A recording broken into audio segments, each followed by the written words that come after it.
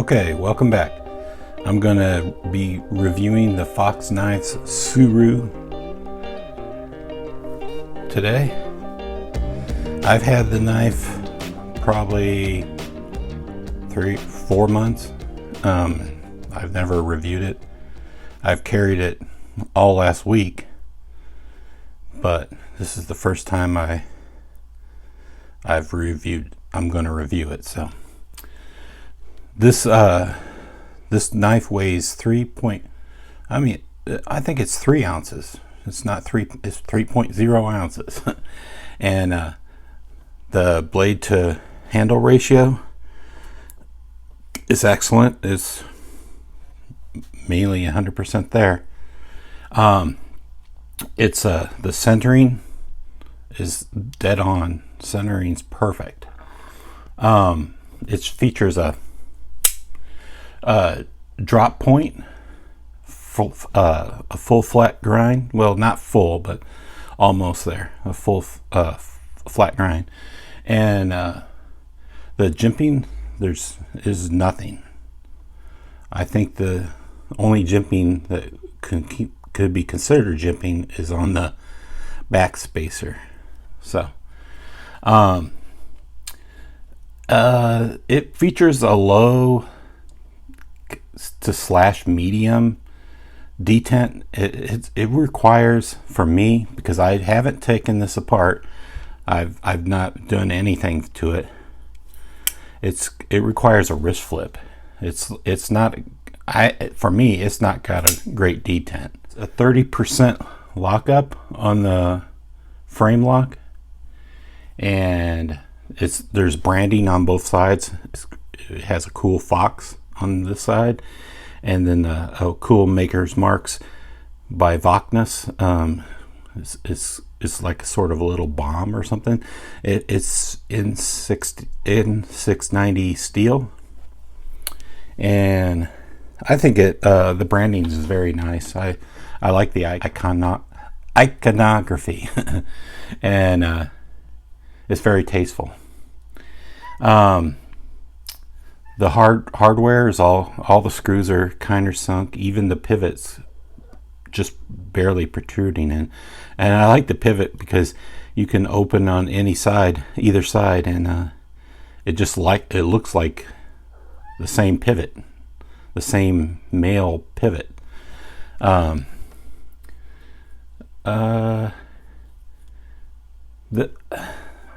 hate to say this, the clip is very annoyingly large, and it's a deep carry, and it's a nice. I like the wire being the use of the wire, because you're not covering up these nicely designed circles or holes in the thing. But I mean, you can feel this clip in this setting, or the 3-finger grip. And I added this lanyard mainly because I just wanted to extend my grip, and it's nice. So think about adding a lanyard to this knife, because you can extend the grip on there. And then when you choke up on it, you definitely can feel the clip, and it's not uncomfortable at all. But I just don't like it. The clip. You can see the clip is very far away from the knife, and I think it's very annoying. I don't know why it's so large either, and I really don't like this cockeye position the clip is set in too. I just think the clip is horrible. The only thing good about it is being a wire clip. It's got a super cool lanyard position, because they have the backspacer / end spacer with the lanyard hole in it. So it doesn't. You can just take this knife apart, and you can tie a really cool lanyard and not have to remove it, because it doesn't interfere with the knife, because it's part of the backspacer. So that's cool. I really like that. The handles are like, they feature aluminum, and then they have a really fucking cool design with these holes cut in it. I really like this. This is really fucking cool design. Sorry for the language. It's just fucking cool. That's what drew me to it. I'm like, all the circles. I love this design. The handle this is features a green aluminum, and they're stone washed. And the stone washing isn't bad on the handles. I think I would have liked to be more stone washed, like a little bit rougher, but it's not bad. I don't know if you notice, but the handle that you can choke up on, because they have the finger choil, and then using the blade you can choke up on and get a 4-finger grip, and it's pretty nice. This knife feels nice in the hand, and being able to choke up like that, it's really cool. It features this is aluminum, so they have a steel bar insert in the aluminum. So all of the edges are rounded over, even on the steel. I mean, it's just slightly rounded over. There's no sharp edges and stuff. The clip kind of hurts the design. It gets in the way. So I don't think it's got a great action. And it's a little tight, and it doesn't feel gritty. And I stopped myself from adjusting the pivot, because I want to review it straight from the factory, like I got it beforehand, and out of the box it just doesn't have a great action. You have to use a slight wrist flip to get it open, and it doesn't feature a drop shutty action at all. You can close it very hard. You have to shake it an immense amount to do that.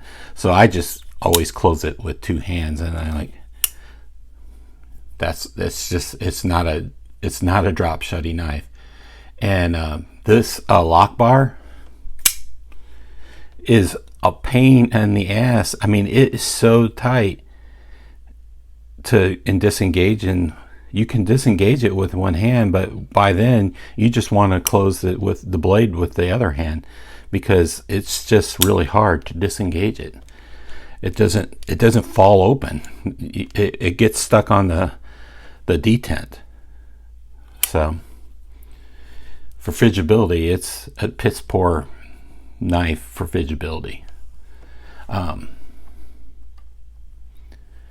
This design, I really love this way, the way the knife looks, with the green circles and the overall when it's open. I find it very lovely. It's a very cool design. I love the Stonewash. But speaking of Stonewash, all these websites have it pictured with like a great Stonewash. It looks like all the points have been touched. But let me show you like a better Stonewash. A better Stonewash blade, a black blade. That's a Stonewash black blade. And Civivi Picaro is even better Stonewash black blade. So as expensive as this knife is, they dropped the ball, I think, on stonewashing. I mean, I know that every knife can't be perfect. Probably others that got this blade in this handle was a complete different look. but I really liked. If I could be in the store and pick out my knife, I would have been opening boxes, looking at every green handle knife and trying to pick the best Stonewash blade and best Stonewash handle. This knife is very overpriced. I paid $176 for it with no discount or anything. I think it is $176 and some change. And I don't know what it's worth, but it definitely isn't worth $176. It's cool looking. I really like this way it looks. I'll never get rid of it because I really like this way it looks. But I just feel they're overcharging for this. So I'm gonna do some size comparisons. I'm not gonna go pairing up with a huge knife. I'm gonna go just being pairing it up with like knives that are about this size. So the Best Tech engine, it's about this size. It's about a fair example of it. And then I have another Fox knife that compares with it. Yeah, it features the same blade steel too. So, and this knife is quite a bit cheaper than this knife. So, and then, well, I compare it with Flint or Finch because it's the same size knife, but it isn't the same style knife. So, I don't know what else I can say about this knife. Other than give you the final score. The final score, and if you can review the breakdown below below the video, but in the notes, but my final score is like a 20, and I'm going to give it a coolness factor of 1 because I think it is absolutely cool. So, but that brings it to a 21, and this is a knife. I think it's a knife buy if you're a fan. If you're a fan, buy the knife. But if you're a fan of the designer, Jesper Vogness, I think it was his name, buy the knife. But I just wouldn't buy the knife unless you're a fan of the look or a fan of the knife, because it's $176 and it's kind of expensive. We'll test some sharpness on it. My cat was messing with a piece of paper, and so I'm just like, oh, I can use that. Oh, I can use that to test.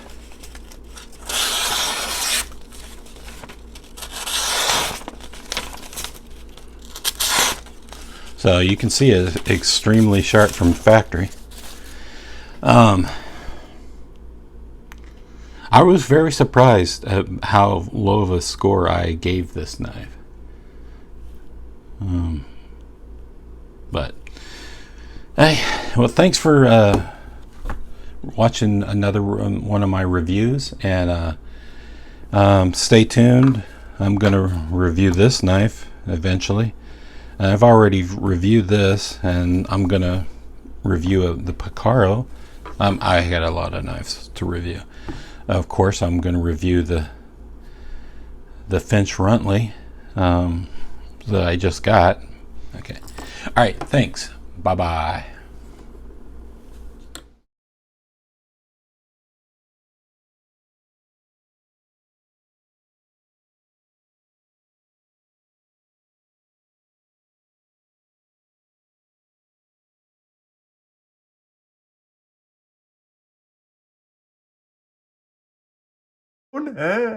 Okay.